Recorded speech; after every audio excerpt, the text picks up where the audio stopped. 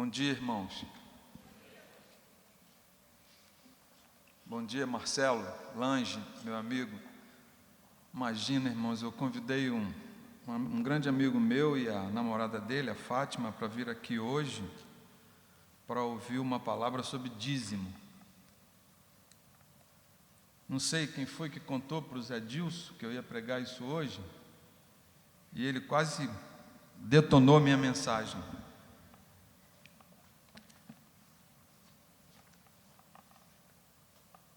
Queria, irmãos, que vocês abrissem suas Bíblias e nós vamos ler 9 versículos, 9 textos da Palavra de Deus.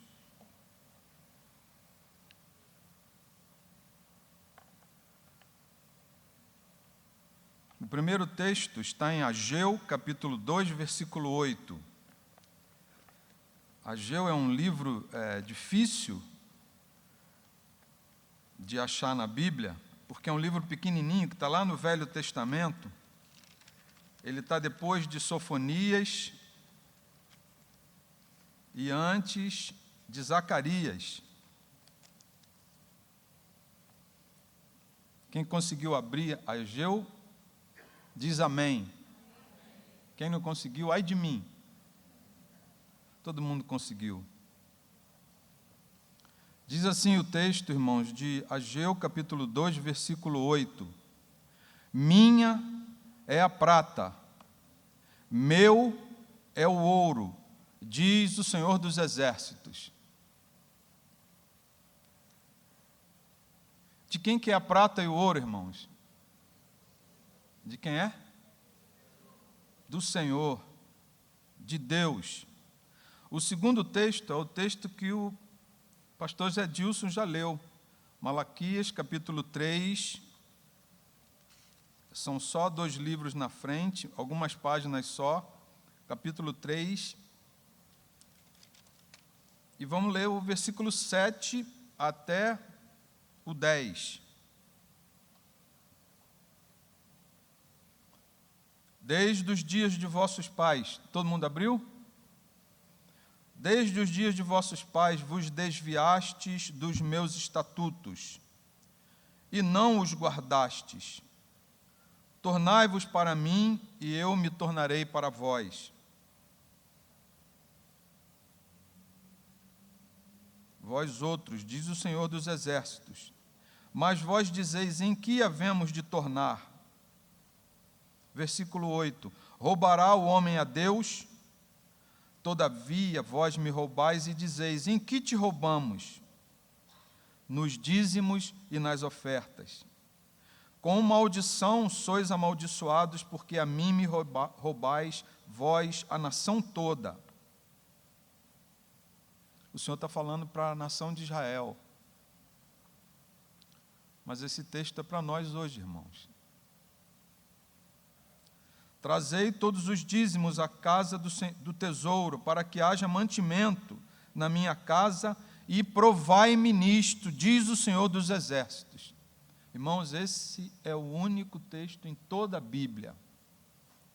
Não há outro texto em que Deus diga para nós, provai-me.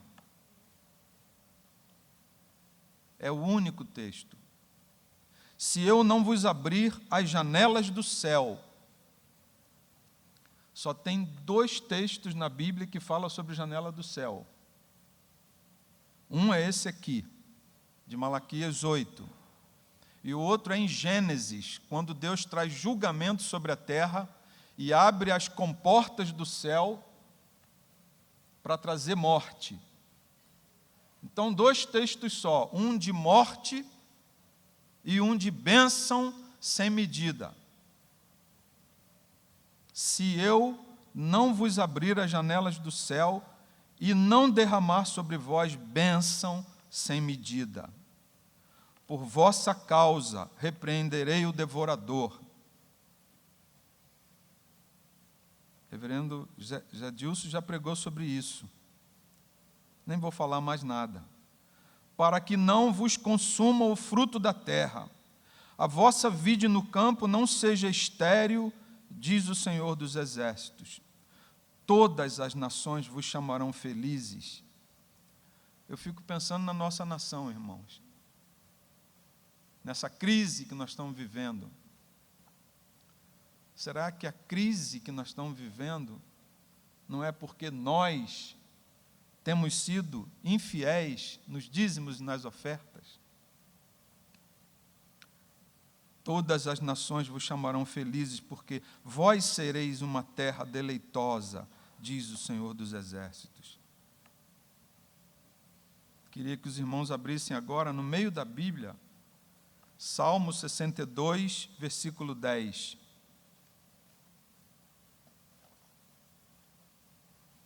Salmo 62, versículo 10.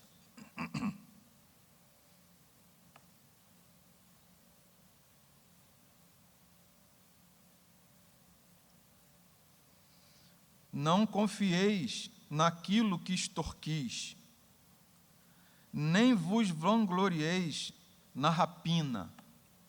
Essa palavra rapina pode ser transformada por roubo, é a mesma coisa.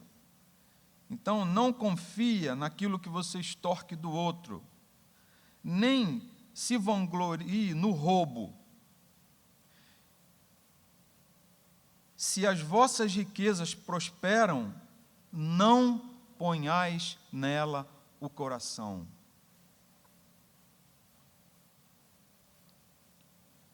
Agora vamos ver o que Jesus disse sobre isso. Mateus 6, versículo 19 a 21. Lá no Novo Testamento.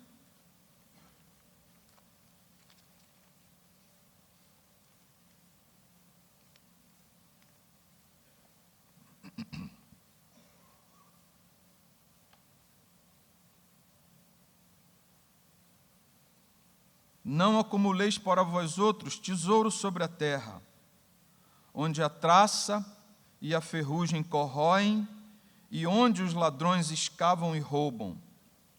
Mas ajuntai para vós outros tesouros no céu, onde traça nem ferrugem corrói, e onde ladrões não escavam nem roubam.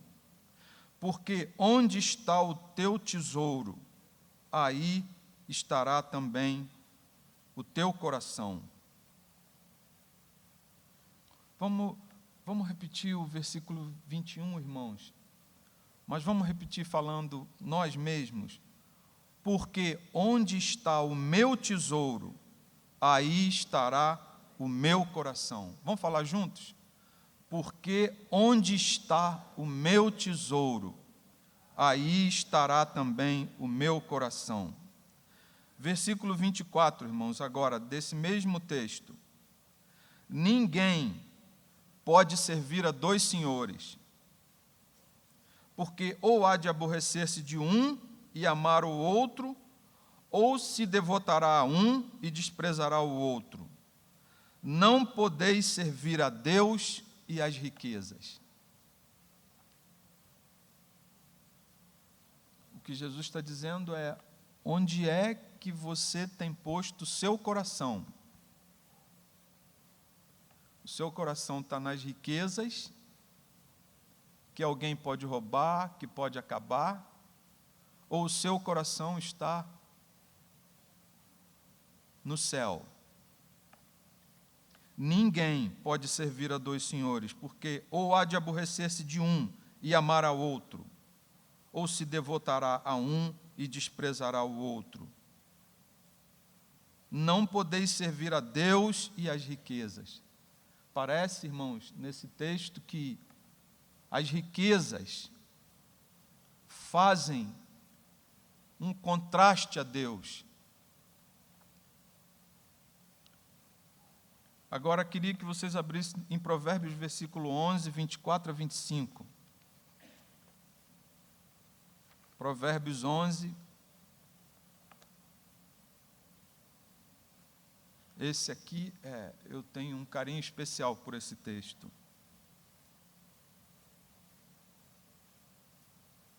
Esse texto, Marcelo, me lembrou você. Quarta-feira, enquanto meditava no texto, eu eu tive uma enorme gratidão a Deus pela vida do meu amigo, por isso que convidei ele aqui hoje. Eu tenho até dificuldade de falar sobre isso, mas muita gratidão.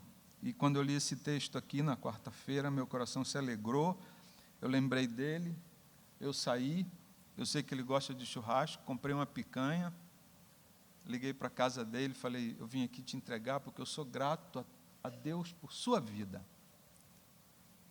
Marcelo nem crente é, ainda. Ele disse para mim, há certo tempo atrás, que eu preciso de uma igreja. Eu falei, Marcelo, essa é a igreja, não é, pastor Theo? Essa é a igreja para o Marcelo e para a Fátima. Há quem dá liberalmente, ainda se lhe acrescenta mais e mais. Ao que retém, mais do que é justo, ser-lhe-á pura perda. A alma generosa prosperará, e quem dá a beber será descedentado.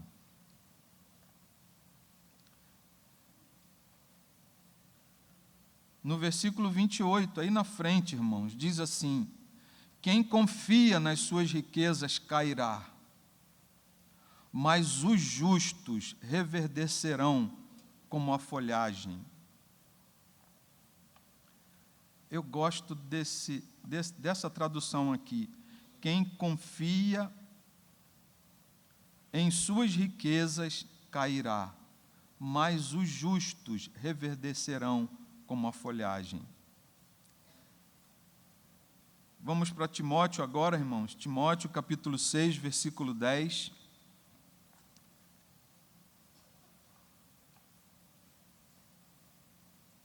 Olha o que diz Timóteo, irmãos. Porque o amor do dinheiro é raiz de todos os males.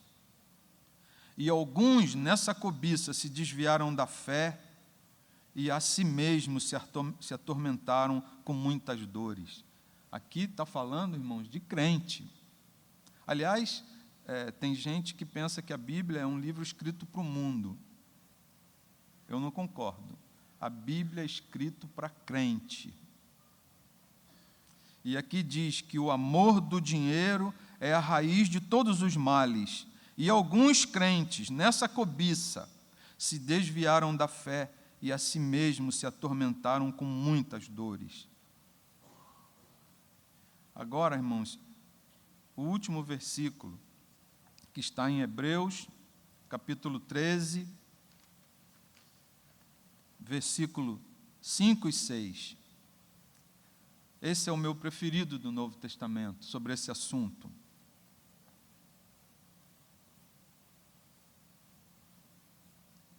Seja a vossa vida, Hebreus capítulo 13, versículos 5 e 6. Seja a vossa vida sem avareza. Contentai-vos com as coisas que tendes. Por muito tempo eu reclamei do meu trabalho, meu salário de professor, irmãos. Influenciado pelo mundo, né? Lembra daquele ator que dizia que o salário do professor era assim? Por muito tempo eu reclamei. Até que eu adoeci. Como o Pessano, fiquei hospitalizado por um tempo bastante grande.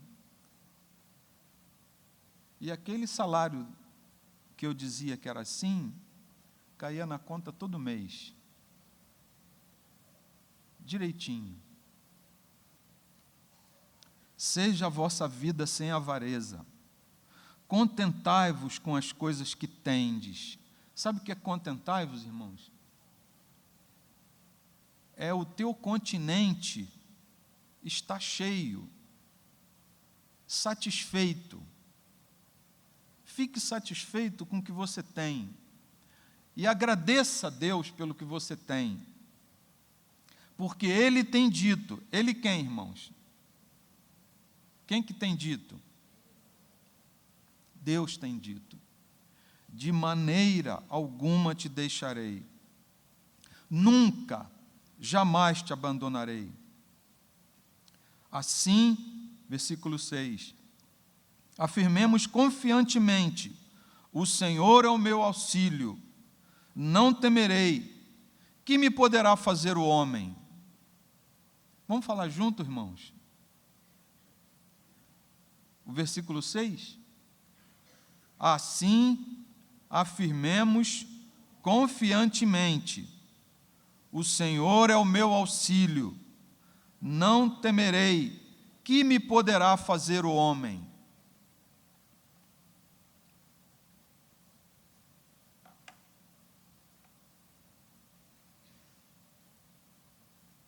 Esse é um assunto, irmãos, que a gente não fala aqui na igreja. Creio que você nunca, eu pelo menos, desde que estou aqui, nunca vi uma mensagem dessa.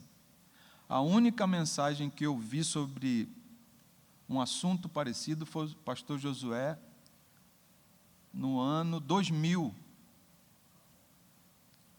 quando ele pregou sobre o livro de 3º João, que na verdade só tem um capítulo. Esse livro é o menor livro da Bíblia. E o pastor Josué pregou sobre a alma próspera. E essa minha Bíblia aqui é uma Bíblia velhinha, que eu carrego há muito tempo, e naquele dia eu tinha o hábito de anotar as mensagens. Agora, com as gravações, eu não tenho anotado, mas eu tenho, naquela época não tinha gravação, eu tenho toda a mensagem anotada nessa Bíblia.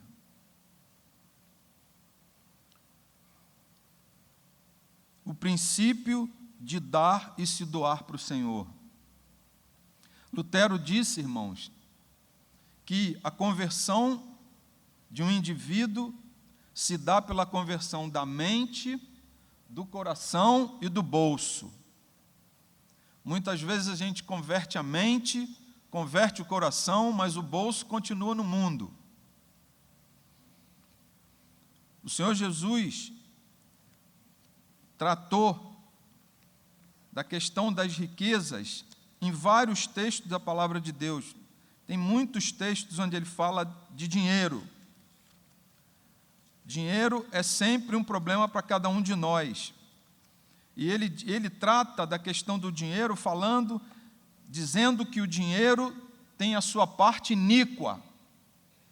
Ele é bom, ele traz benefícios, mas ele também tem uma esfera iníqua. E muitas vezes, irmãos, a gente não sabe lidar com isso.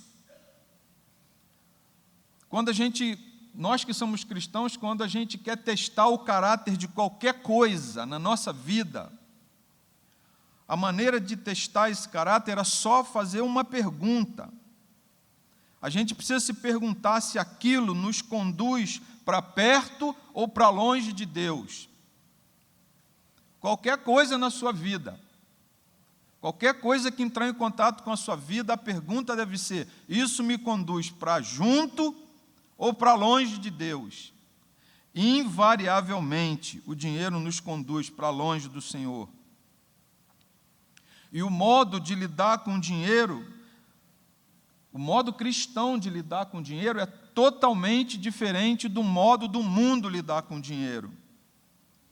O modo cristão de resolver essa questão, desse problema que é o dinheiro, não é tirar o dinheiro, mas sim livrar o coração do seu domínio. É isso que nós lemos nesse texto todo: cuidado com o seu coração, onde você põe o seu coração. Pensamos que o Senhor é o dono da prata e do ouro porque está escrito em Ageu. E a gente acha assim: não, a igreja, as coisas de Deus não precisam de dinheiro porque Deus é o dono de toda a prata e do ouro. Mas será que é assim, irmãos? Quando a gente olha a palavra de Deus do início ao fim, será que Deus usa a riqueza que está aí escondida, o ouro que está escondido na terra, a prata? Será que é assim que Deus usa? Deus pega ele e usa no serviço do Senhor? Qual é o modo de Deus usar? Qual é o modo de Deus usar o dinheiro para o serviço dele. Como é que isso acontece? Se formos olhar o Velho Testamento, irmãos, sobre esse assunto, vamos ver de onde vêm os recursos de Deus. Quando o povo de Israel saiu do Egito, levou tudo que era seu e levou também despojo do Egito. Vocês lembram da história? Quem assistiu aí os 10 mandamentos na Record, pôde ver como aconteceu. Quando eles saíram, o faraó fez algumas propostas para Moisés. Ele disse: vocês querem sair? Vocês querem sair para fazer uma festa ao Senhor de vocês? Vai aí para o meio do deserto, mas olha, faz uma coisa, deixa tudo que é de vocês aqui, vai lá no deserto, faz a festa à vontade, e depois vocês voltam. E aí Moisés disse para ele: não, nós vamos sair daqui com tudo que é nosso. Você sabe, irmãos, que o Egito é o tipo do mundo, tipifica o mundo. E você sabe que Faraó tipifica o diabo. E o diabo faz outra proposta para Moisés e diz: olha, faz o seguinte então, vai, leva as coisas de vocês, mas deixa as crianças. Deixa as crianças aqui com a gente. É sempre assim. Essas são as propostas que o diabo faz para nós. Deixa seus filhos. Vai para a igreja só você, deixa seus filhos. A outra proposta que o diabo faz: deixa as riquezas aqui fora no mundo. Deixa essa coisa. Esquece isso, cara. Vai viver a tua vida de crente lá na igreja. Sabe o que Moisés respondeu para Faraó? Moisés disse para Faraó, a última resposta de Moisés para Faraó: nem uma unha ficará no Egito. Nós vamos embora com o que nós temos, nós vamos embora com os nossos filhos, nós vamos embora com tudo que somos. Ainda levou coisa deles. Sabe o que isso significa, tipifica, irmãos? Que quando nós saímos do império das trevas e viemos para o reino do Filho do seu amor, devemos trazer tudo junto. Tudo. Nossos filhos, nossas posses, a riqueza que a gente trabalhou por ela.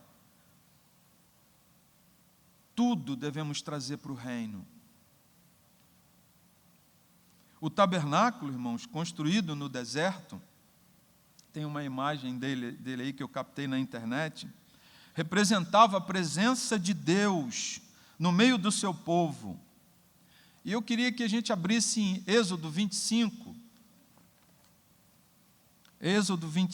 de 1 a 9, para a gente ver, para a gente observar de onde Deus tirou a riqueza, de onde Deus tirou a madeira para fazer esse tabernáculo. Esse tabernáculo, irmãos, ele é feito de madeira de acácia. Aquelas tábuas que você está vendo são madeiras de acácia. Na base de cada madeira de acácia, na base de cada uma, tinha um pilar, a base era feita de prata. Tudo isso, irmãos, esse tabernáculo inteiro é tipo do que nós somos hoje. Nós somos redimidos. A prata na Bíblia significa redenção. Nós somos redimidos na base da nossa vida. Nós somos como madeira de acácia, que não dá cupim. A madeira de acácia, se o cupim tentar furar ela, quebra o dente. Isso tipifica a natureza de Cristo, onde o diabo não conseguiu entrar naquela natureza. Tem muita figura aí. E aí no capítulo 25, no versículo 1 diz: disse o Senhor a Moisés: fala aos filhos de Israel, que me tragam oferta, de todo homem cujo coração o mover para isso. Olha, irmãos, Deus não está ordenando que dê. Deus está sugerindo que dê. E Deus está dizendo, de todo homem cujo o coração o mover para dar a oferta. Precisa que o nosso coração seja convertido, para que o nosso bolso dê a oferta. E ele disse, de todo homem cujo coração o mover para isso, dele recebereis a minha oferta. Todos deram?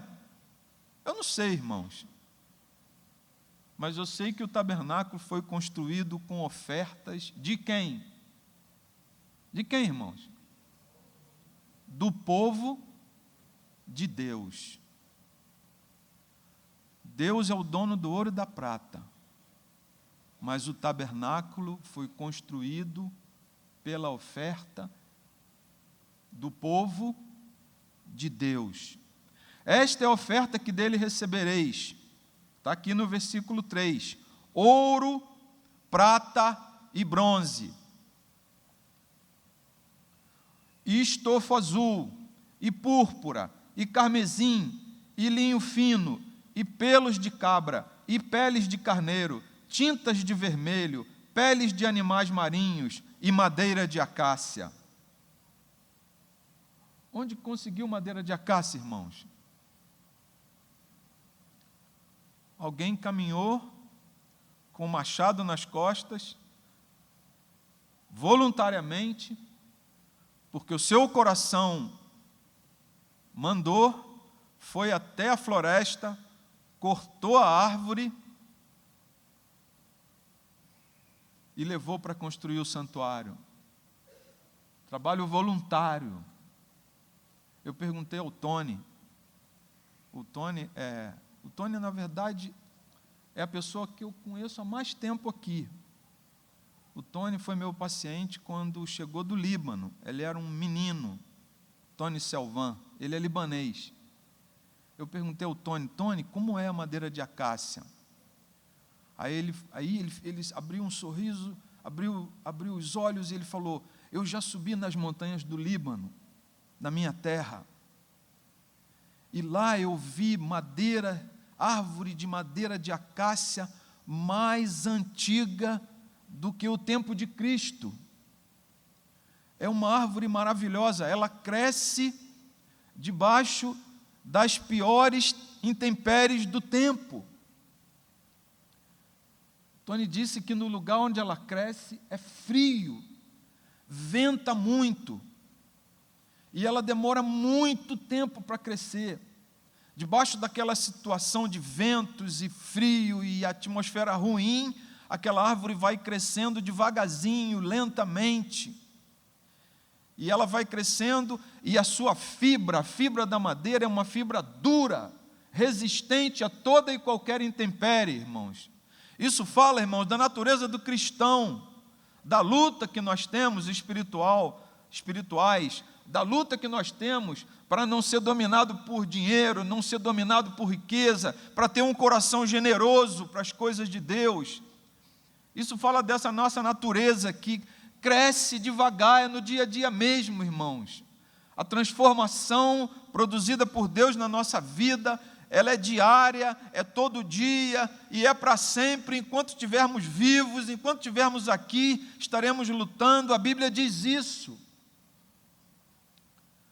Mas quanto mais luta nós temos, mais duro nós ficamos, mais resistente às coisas do diabo, às coisas do inimigo, às coisas dos demônios, mais resistentes ficamos, irmãos.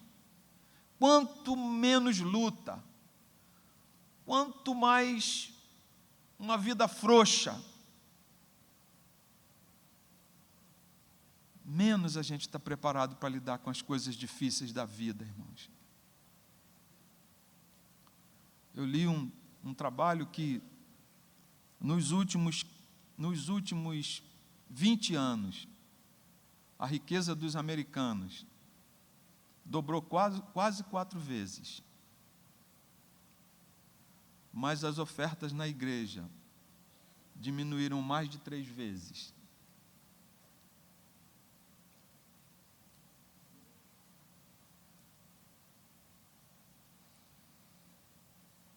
Quem proveu, irmãos, o ouro para o tabernáculo? De onde saiu a prata que cercava a base de toda essa madeira do tabernáculo? De onde saiu o linho das cortinas internas do tabernáculo? Você sabe que o linho, você já olhou o linho numa lente?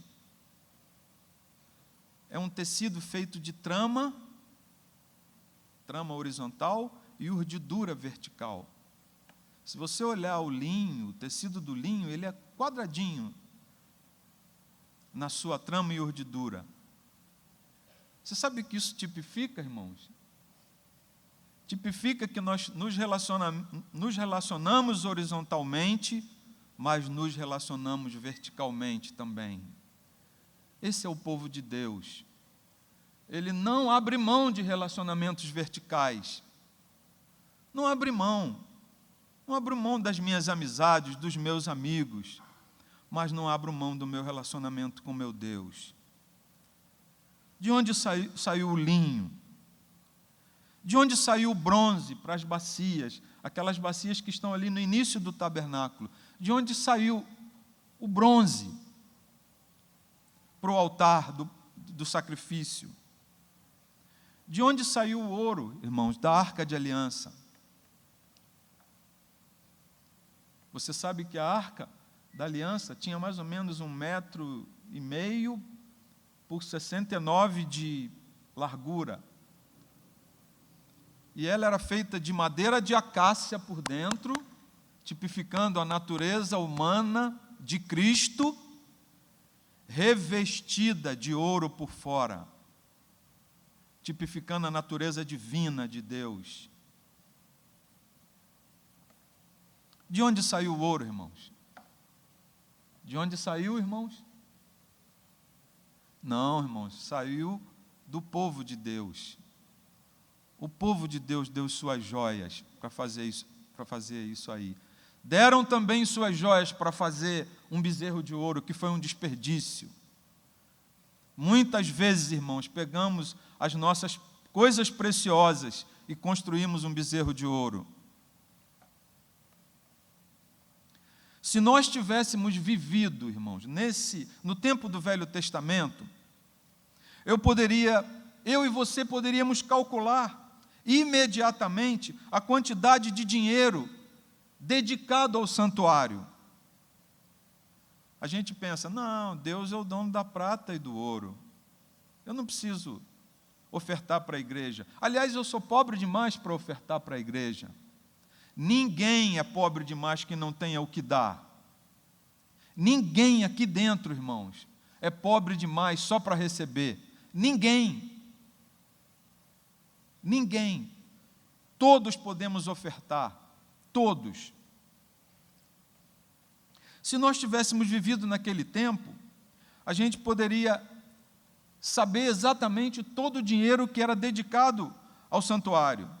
A gente começaria investigando o total dos filhos de Israel. Para cada filho de Israel, era pago meio ciclo pela redenção, pela remissão de cada um deles. Para cada filho de Israel, meio ciclo. O ciclo era uma moeda de prata pequena do povo de Israel. E por cada um deles era entregue. O menino nascia, a mãe entregava meio ciclo de prata para o santuário. A esse valor, a gente somaria 5 ciclos de prata pela redenção de cada primogênito que excediam os levitas. 5 ciclos, contava-se o número dos levitas. O que sobrava de primogênito, pagava-se por cada primogênito 5 ciclos de prata.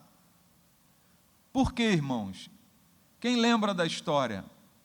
Era uma gratidão, um modo de agradecer, de ser grato, porque no Egito, Quando morreram os primogênitos dos filhos de Deus estavam protegidos pelo sangue na porta. Então era um modo de agradecer. Nós precisamos ser gratos, irmãos. Você, quando fizer 10 anos de casado, 5 anos de casado, 5 anos de relacionamento, agradeça a Deus e manifeste isso como oferta. Faça isso, irmãos. A essa quantia dos levitas, a essas duas quantias, a gente acrescentaria a avaliação segundo o ciclo do santuário, feita para cada indivíduo que por sua livre vontade se consagrou ao Senhor. Era assim, se alguém se consagrasse ao Senhor, e o que é interessante, você pode anotar Levítico 27, versículo de 1 a 8, essa avaliação era feita pelo sacerdote. E quem é que podia se consagrar? Quem que você acha, irmãos, que podia se consagrar?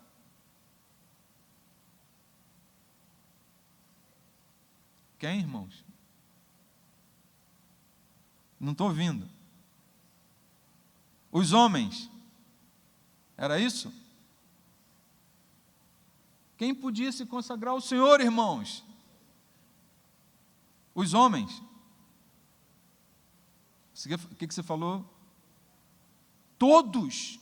Isso, todos. Todos podiam se consagrar. As mulheres podiam se consagrar, irmãos? Sim.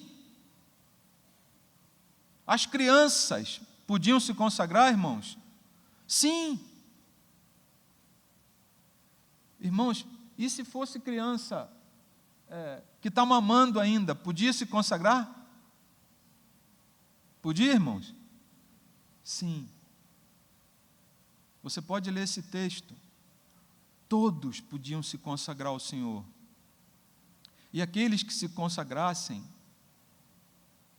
tinha que chegar no santuário e oferecer. Ele era avaliado pelo sacerdote, porque o sacerdote ia saber se era homem, se era mulher, e saber qual era a idade.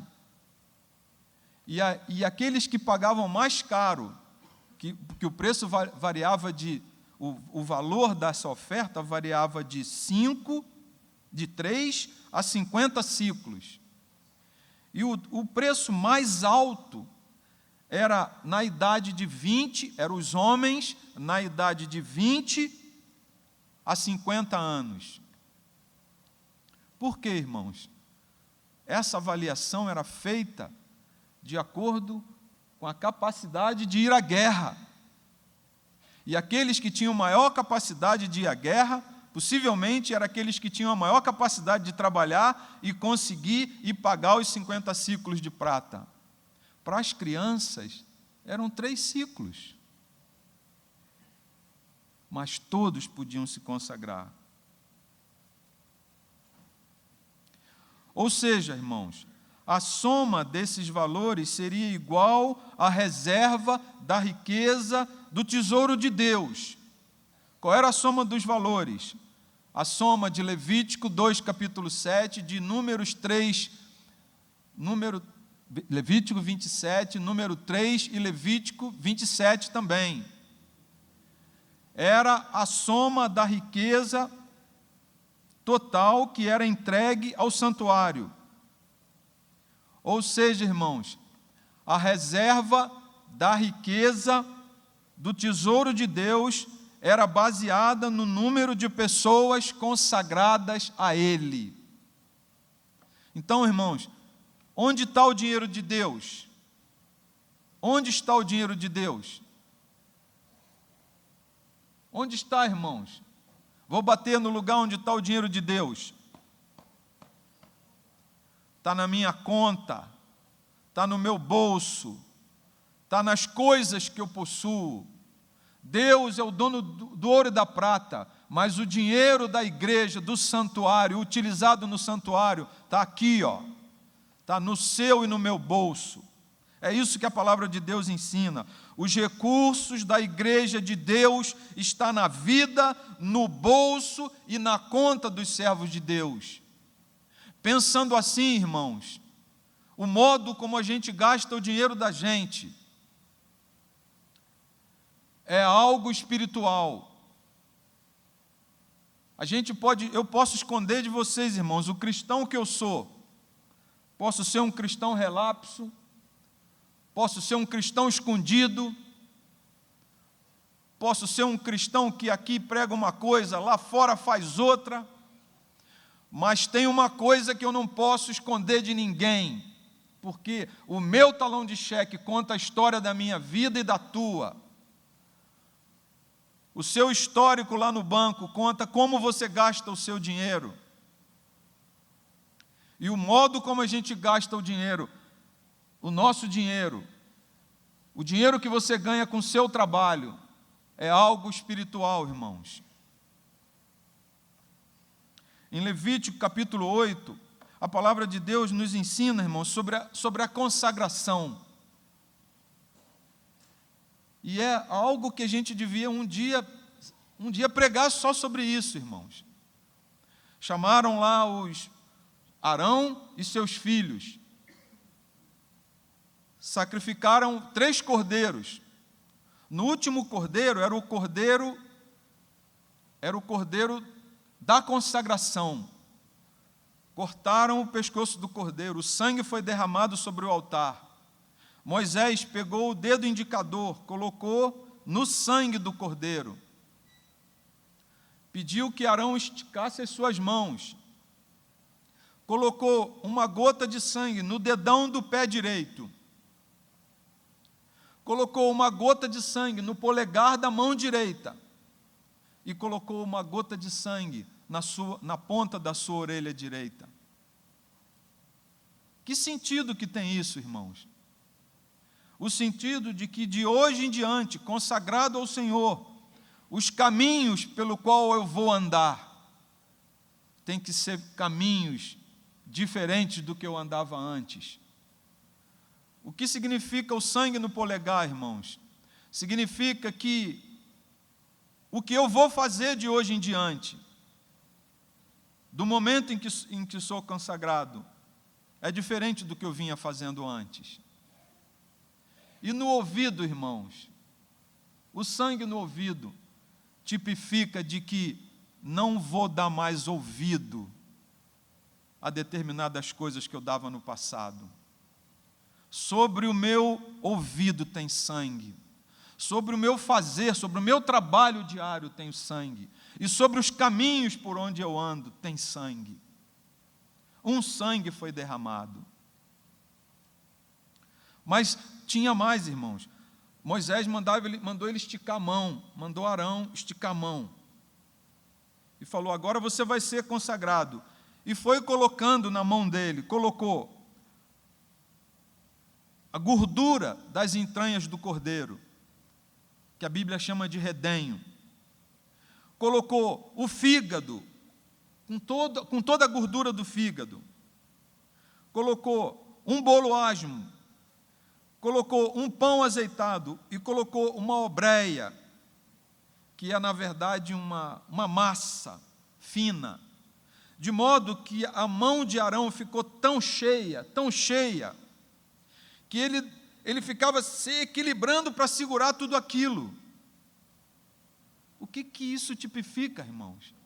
Tipifica de quem é consagrado ao Senhor.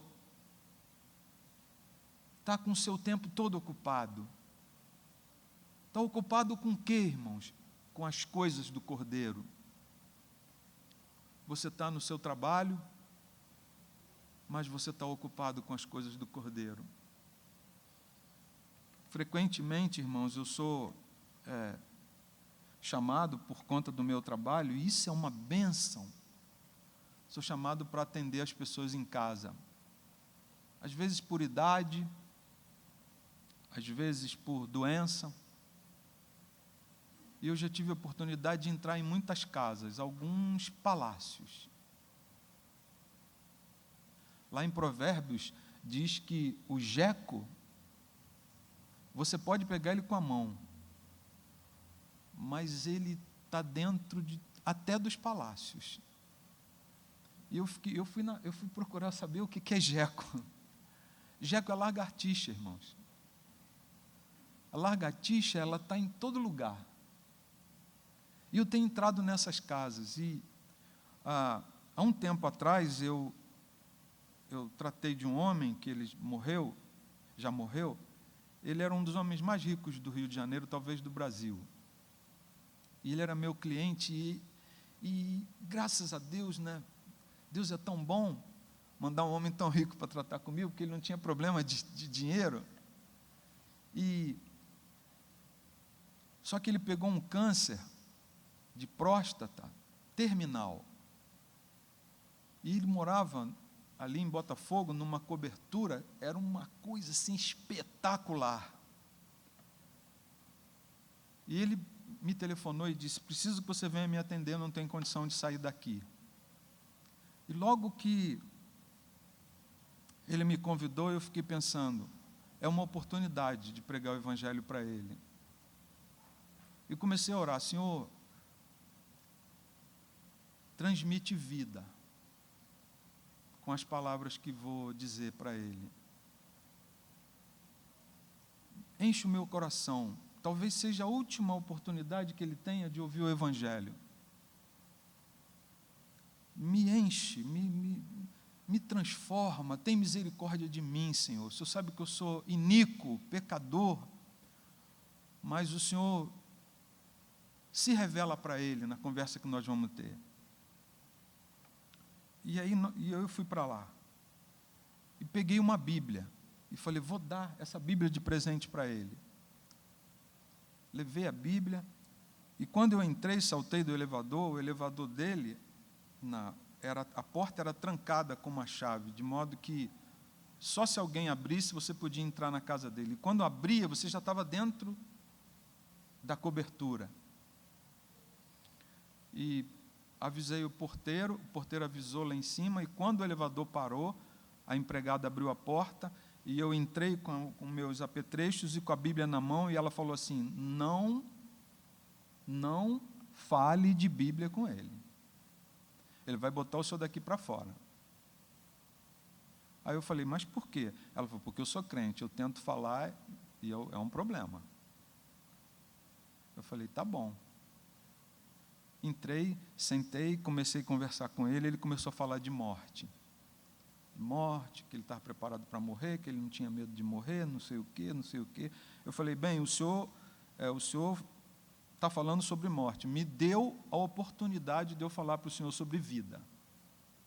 Eu não quero falar sobre morte, quero falar sobre vida, quero falar sobre vida eterna enquanto atendo o senhor. Deus me deu uma mão muito grande, irmãos, vocês estão vendo? É enorme. Quando eu boto a mão dentro da boca da pessoa, ela não consegue falar mais nada.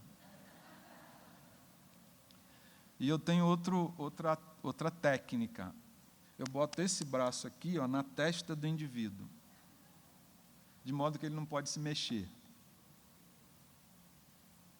E eu estou de máscara, e ele está com a boca cheia, e só quem pode falar sou eu. E eu falei do Evangelho para ele, e disse, enquanto estou com a mão dentro da boca dele, que ele não pode falar nada, eu disse: trouxe uma Bíblia para o senhor ler. E o senhor vai encontrar vida nessa Bíblia. Quando acabei, entreguei a Bíblia a ele, ele agradeceu, não me xingou, nem me botou para fora, e me chamou de novo. Frequentemente, irmãos, nós somos como Jeco.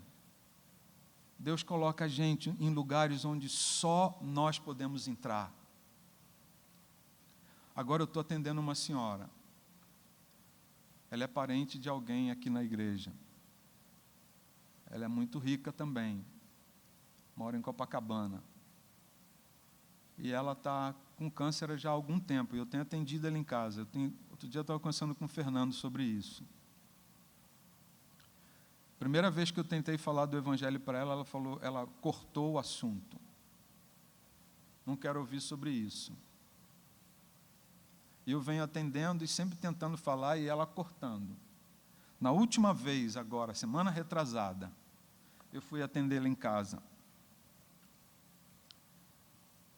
E ela falou, sou muito grata porque o senhor vem aqui. Muito grata que o senhor larga o seu trabalho. O senhor traz assim, essa mala, esse monte de coisa para me atender. Sou muito grata. E hoje eu quero fazer uma coisa com o senhor, eu quero dar um presente para o senhor. O senhor sempre fala da sua mãe, eu quero mandar flores para sua mãe, porque sua mãe tem o mesmo nome que o meu. Porque ela criou um filho muito bem criado.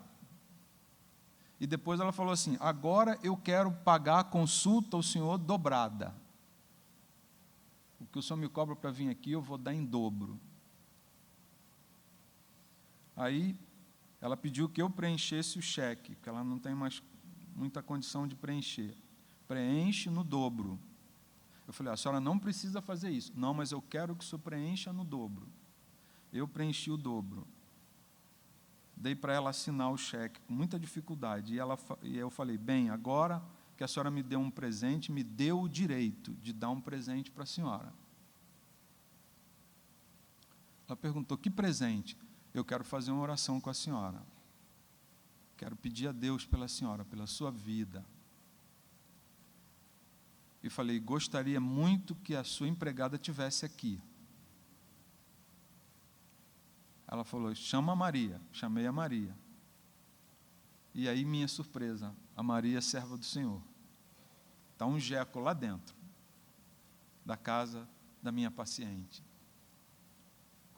Peguei a mão dela, peguei a mão da Maria e nós oramos em nome de Jesus. Que o Senhor abençoasse, se revelasse para ela, nessa hora de grande dificuldade.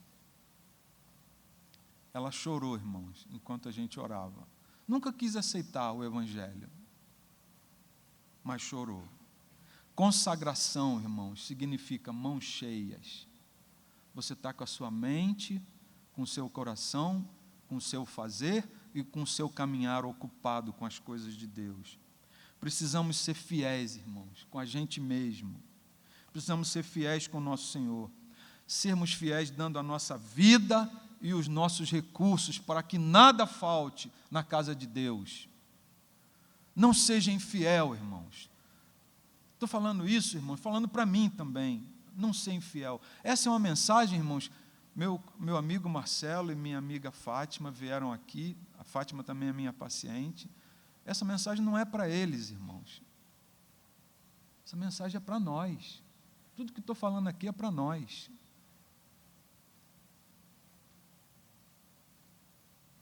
Há um princípio, irmãos, em Levítico. Isso aí eu fotografei da minha Bíblia. Há um princípio em Levítico 27, versículo 28. Esse princípio está relacionado a dízimo. Todavia, nenhuma coisa consagrada ao Senhor por alguém, daquilo que possui, seja homem, animal, campo, da sua possessão, será vendida nem resgatada. Toda coisa consagrada será separada para o Senhor. Se você se consagrar, se nós nos consagrarmos, e sendo nós consagrados, não temos mais para onde ir, irmãos. Lembra de Pedro? Lembra de Pedro, que Pedro disse para Jesus? O que ele disse, irmãos? Para onde iremos nós? Só tu tens as palavras de vida eterna. Paulo, em 2 Coríntios 8, versículo de 2 a 5, fala dos macedônios, irmãos, e comenta do princípio de ofertar com a sua vida. Olha, irmãos, que coisa maravilhosa esse texto, que o povo, esse povo, e que povo de Deus, e que igreja de Deus. Olha o que diz nesse texto, irmãos. Você pode ler comigo?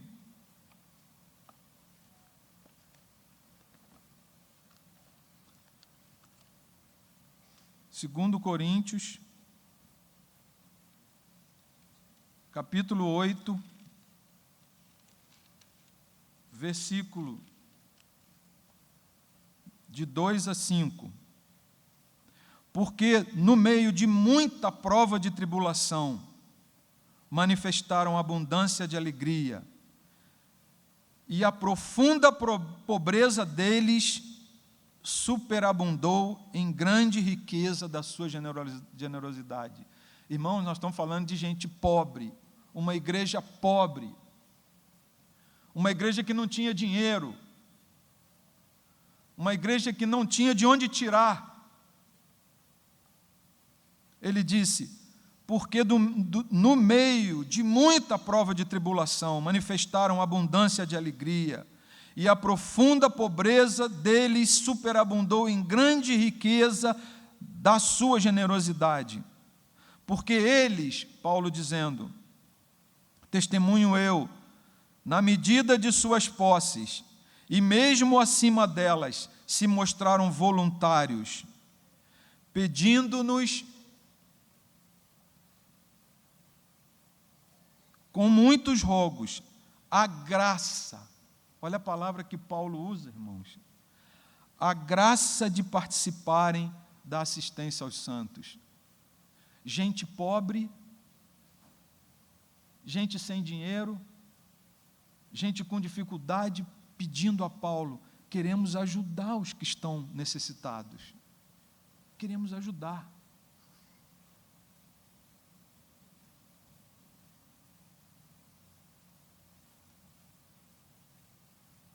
E não somente fizeram como nós esperávamos,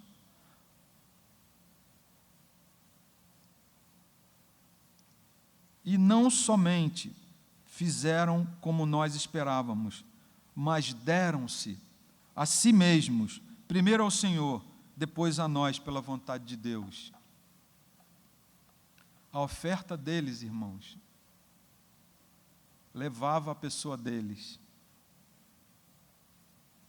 Há uma outra passagem, irmãos, que reforça esse princípio, que está em Marcos,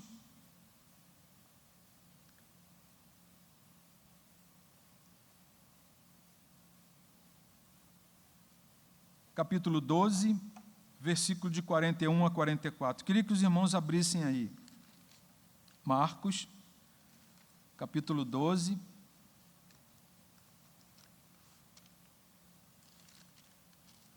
versículo de 41 a 44. Nós estamos terminando, irmãos.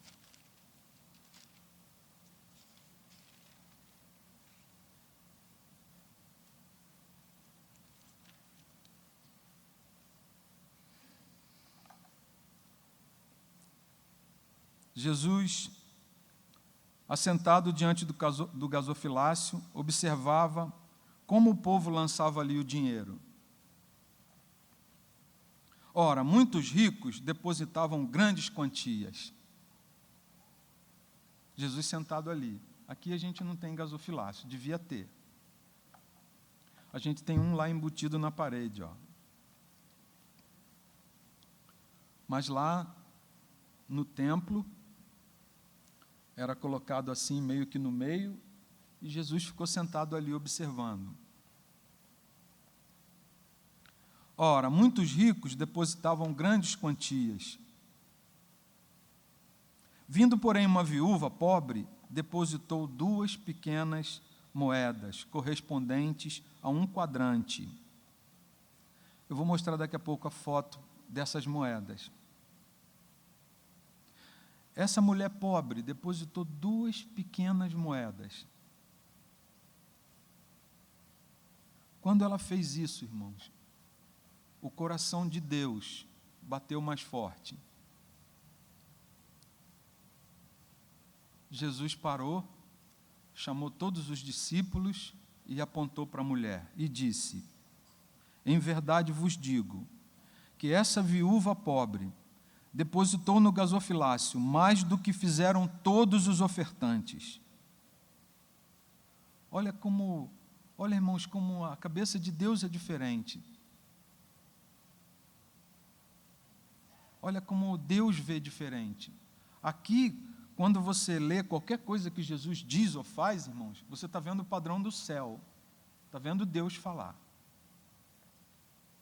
E aí Jesus disse: em verdade vos digo que essa viúva pobre depositou no gasofilácio mais do que fizeram todos os ofertantes. Versículo 44, porque todos eles ofertaram do que lhes sobrava.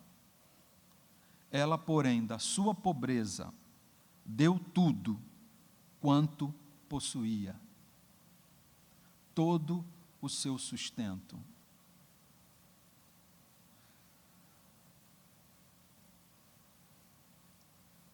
Sabe, irmãos, essa é a moeda, ó. Essas são as moedinhas que ela colocou lá. Tem 4 palavras no grego que significam vida. A primeira é psique, que significa a vida natural, a vida humana, natural. A segunda palavra é bios, que significa vida física. Essa vida, essa nossa vida física que está rodando aqui dentro. A terceira palavra é anastófre, que significa comportamento. E a quarta palavra é a zoé, que significa vida divina. Eu daria para vocês um exemplo de cada uma na palavra de Deus, no Novo Testamento, mas a gente não tem tempo para isso.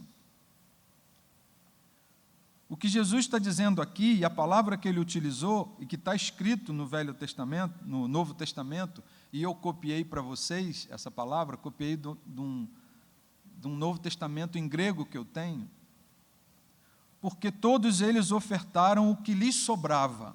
Ela, porém, da sua pobreza, deu tudo quanto possuía, colocou no gasofilácio a sua vida. Esse é o princípio, irmãos. Esse é o princípio.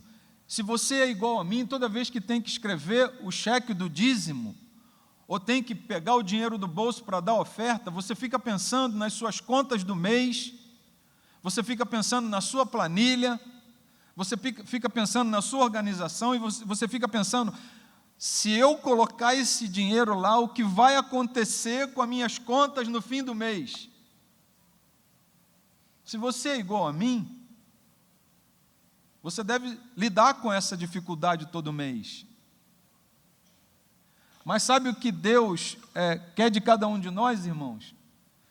Que você nunca dê sobras. O dia que você tiver uma sobra, gasta com você mesmo. Só tem valor para Deus aquilo que a gente coloca, que nos faz falta. Só tem valor para Deus quando você dá a sua oferta, mas junto com a sua oferta está indo a sua vida. Deus não se interessa pelo seu dinheiro, Ele é o dono do ouro e da prata, irmãos. Ele se interessa pela sua e a minha fidelidade. É isso que faz diferença no coração de Deus, é isso que chama a atenção de Deus. Se você olhar no Novo Testamento, você vai ver algumas coisas que chamam a atenção de Deus. O que chama a atenção de Deus? A fé. Fé chama a atenção de Deus. Aquela mulher, 18 anos, irmãos, sangrando, foi em tudo quanto é médico, gastou tudo que tinha nos médicos, ninguém resolvia o sangramento dela. Um dia ela viu Jesus passando, e ela colocou no coração dela, a Bíblia diz isso, ela colocou no coração dela, ela disse, se eu tão somente tocar nas suas vestes, serei curada. Eu tão somente tocar nas suas vestes serei curado. Ela saiu empurrando um ou outro, saiu no meio da multidão, afastando todo mundo, e tocou nas vestes de Jesus. E na hora que ela tocou nas vestes de Jesus, o sangramento parou. E imediatamente Jesus parou e falou, quem me tocou? E os discípulos começaram a rir. O senhor está brincando, pô?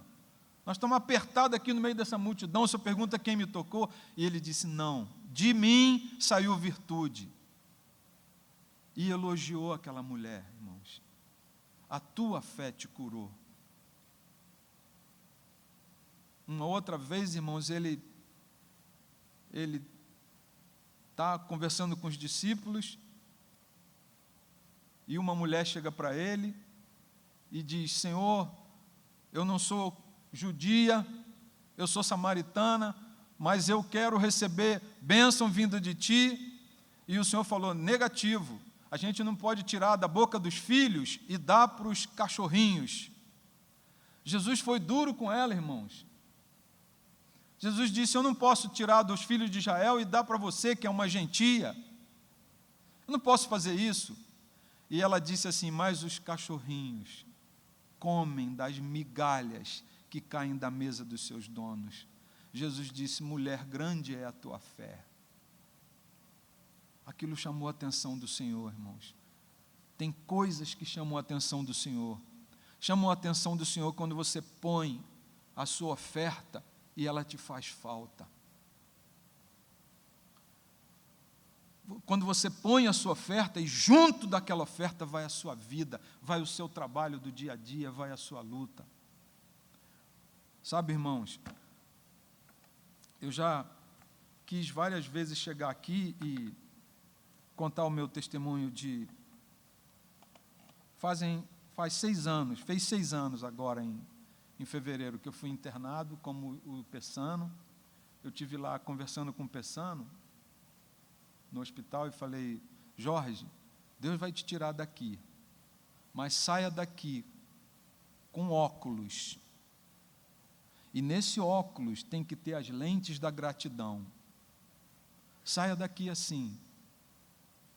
Passei praticamente 4 meses internado, irmãos.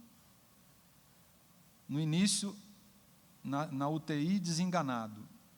O médico me procurou e disse: você está com uma infecção no cérebro e o certo é abrir sua cabeça e tirar essa infecção daí de dentro. E o que vai acontecer com você eu não sei. Pode morrer, pode ficar aleijado. Eu falei: mais do que já sou? Pode ficar. Pode ficar meio abobado aí, lelé da cuca, porque eu vou abrir seu cérebro. Ele é um dos melhores cirurgiões daqui de Niterói, cirurgião do cérebro. E eu falei para ele: bem, se tem que abrir, vamos abrir. Ele falou: mas eu estou achando você calmo demais, você está confiando em quem? Eu falei: em Deus, no Senhor Jesus, é o meu Senhor, eu não estou aqui à toa. Quando eu saí de casa para ser internado, eu chamei o pastor Josué. Falei: pastor, não sei o que vai acontecer comigo. E talvez eu precise de ajuda financeira. Eu vou pedir uma coisa ao pastor: ajuda minha esposa, e eu tenho um bem, eu vou botar à venda, eu não vou ficar devendo nada à igreja. Porque minhas contas mensais são enormes, irmãos. Enormes. Minha esposa e eu sabemos isso. A gente ajuda outras famílias. Há muitos anos. E eu não sabia como pagar aquelas contas. Eu tinha uma reserva, mas eu sabia que não ia dar até que eu saísse do hospital. O pastor José falou: você não se preocupe, você confia no Senhor, você vai para o hospital, você descansa, faz tudo o que precisa fazer, esquece das suas contas, que Deus vai prover. Orou comigo ali, e eu fiquei internado naquele hospital. E às vezes eu parava assim na UTI e dizia: Senhor, como é que vai ser? Como é que minha esposa vai lidar com isso tudo? Ela nem está acostumada a lidar com essas contas todas. E minha esposa é uma bênção, irmãos. Ela ia todo dia naquele hospital, subia aquela escadaria, lá onde o Pessano ficou. Ela foi proibida de entrar na UTI, porque acharam que eu estava com uma bactéria que podia ser uma bactéria ruim, que pudesse matar outras pessoas. Então, a primeira coisa que fizeram na UTI foi colocar 2 capuz na porta, qualquer pessoa que entrava tinha que entrar toda paramentada com aqueles capuzes, com a máscara. Aí um dia, irmãos, essa foi a minha primeira experiência com Deus lá dentro. Entrou uma enfermeira, uma senhora. Ela falou: você está muito abandonado aqui. E eu senti de te ajudar. E eu vou botar uma televisão aqui, porque você está muito quieto, isso não está bom para você, vou botar uma televisão para você se divertir. E vou orar com você. Eu falei para ela: olha, a senhora veste o capuz, porque nem eu sei o que eu tenho. Ela disse: não, eu estava ali fora, e eu vi o senhor aqui, eu comecei a orar, e Deus falou: pode entrar, ele não tem nada do que os médicos estão dizendo. Você acredita nisso, irmãos? A mulher me pegou, mulher forte, crente, me pegou, me abraçou, assim, me tirou da cama, falou: o senhor não pode andar, eu que vou fazer tudo. Me botou: vou levar o senhor para fazer xixi agora. Eu falei: a senhora toma cuidado. Ela falou: não preciso, Deus já me revelou, não é nada do que eles estão dizendo.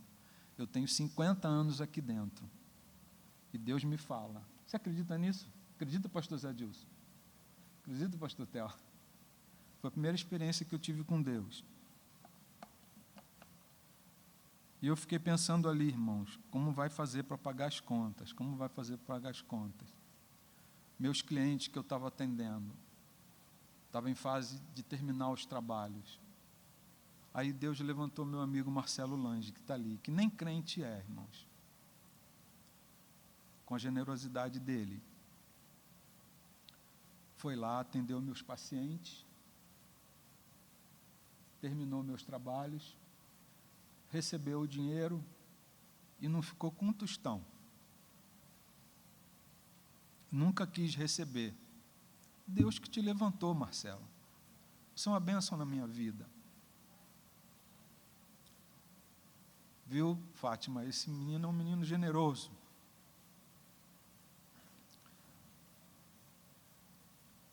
Deus mandou, irmãos, pacientes que me deviam há muito tempo e não me pagavam. Deus mandou pagar. O cara ligou para lá e falou: olha, eu estou devendo, eu quero pagar. Gente que eu já tinha desistido de receber, você acredita? Como é que Deus fez? Minha mulher foi economizando tudo que podia, e passei 4 meses no hospital, sem pedir um tostão emprestado a ninguém, sem dever nada a ninguém. O médico chegou para mim e falou assim: olha, você é um cara muito bem relacionado, hein? É tão bem relacionado que eu vou proibir as visitas. É muita gente aqui, muita gente. Eu não quero essa gente toda aqui dentro. Você vai me desculpar, mas eles oram, e os homens de palavra, organizados pelo meu vice-presidente, que na verdade é o presidente dos homens de palavra hoje, Luiz, organizava um grupo de homens lá fora, e de lá de cima eu escutava a oração deles. 20, 30 homens lá embaixo orando pela minha vida. Tem preço isso, irmãos? Tem como pagar isso? Edmar, todo dia, toda semana ia me visitar e esquecia uma bolsa de frutas. Esquecia lá dentro essa bolsa de frutas. Irmão, tão precioso. Como fui abençoado nesses dias, irmãos. E ele chegou também para mim e falou: sabe quem me ligou? O presidente do INCA, ex-presidente do INCA. Disse para mim que é seu irmão, que eu cuide de você como se fosse a mim mesmo. O Di Biase ligou para ele. Di Biase ligou e disse: é meu irmão que está aí, cuida dele, mas cuida como se fosse você. Ele falou: você é muito bem relacionado. E ele disse: por causa disso, não vou abrir sua cabeça ainda. Mas se você tiver um vômito, eu vou te abrir. E começou a cuidar de mim com antibiótico, 80 dias de antibiótico, irmãos. Ele foi me visitar todos os dias, carnaval, feriado, todos os dias esse médico foi me visitar.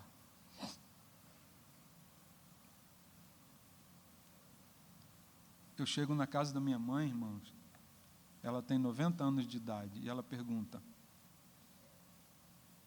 você tem sido fiel no dízimo, nas ofertas? Ela já nem lembra muito de muita coisa recente, mas ela não esquece do dízimo e da oferta. E eu tinha um amigo que brincava comigo, não vou falar o nome dele não, porque ele pode estar aqui. Ele brincava comigo, todo início do mês: você, em vez de dar o dízimo para o pastor, por que você não dá para mim que estou precisando? Todo mês ele brincava comigo, até o dia que eu falei: senta aqui, vamos conversar, e conversei com ele. Sabe por que minha mãe fala isso? Você já deu o dízimo esse mês? Ela fala isso porque ela lembra, nós já comemos do dízimo, de pessoas fiéis. Eu tinha 8 anos de idade e meu pai morreu. Minha mãe, então, teve que ser empregada doméstica. Minha mãe foi trabalhar em Copacabana e trabalhava como empregada doméstica, e um dia ela estava limpando uma janela dessas altas e a escada bambeou e ela caiu lá de cima e quebrou a bacia. E eu me lembro que eu estava voltando da escola, eu caminhava 4 quilômetros até a minha casa e 4 quilômetros de volta até a escola. Eu estava voltando da escola, encontrei minha mãe caminhando com muita dificuldade e perguntei: o que houve, minha mãe? Ela falou: levei um tombo e acho que quebrei alguma coisa. E a bênção de Deus, passou um tio meu e falou: o que está acontecendo? Um tio meu que era casado com a irmã dela, e ela disse: acho que quebrei alguma coisa. Ele chamou um táxi e nos levou para casa. Quando chegou em casa, ele colocou ela na cama, foi embora. Eu olhei para ela e disse: minha mãe, e agora? Nós morávamos no fundo de uma carvoaria, num quartinho. O banheiro era do lado de fora. Nós éramos tão pobres, que a minha tia pegou minha tia era empregada doméstica nos Estados Unidos, pegou minha irmã e levou para lá para desafogar minha mãe. Deitada naquela cama, eu perguntei para ela: e agora, minha mãe, o que nós vamos fazer? E ela disse: Deus proverá. Daquele dia em diante, irmãos, enquanto minha mãe estava na cama, aparecia 2 homens da igreja lá, 2 diáconos, e eles esqueciam uma bolsa de compras atrás da porta e um rolinho de dinheiro em cima da mesa. Todo mês eles esqueciam uma bolsa de compras e um rolinho de dinheiro. Nunca deixei de estudar. E comia do dízimo de gente fiel igual você. Que Deus nos abençoe. Que Deus fale conosco. Irmãos, sejam fiéis, vamos ser fiéis. Vamos ser generosos com a igreja de Deus. Você está plantando algo para colher mais tarde. Obrigado, Marcelo, meu amigo. Muito obrigado. Que Deus abençoe sua vida. O meu sonho para você e para Fátima é que o Senhor Jesus se revele para você ter fé no seu coração e vir reunir nessa igreja, que a melhor igreja que tem em Niterói é essa aqui. Amém, aleluia.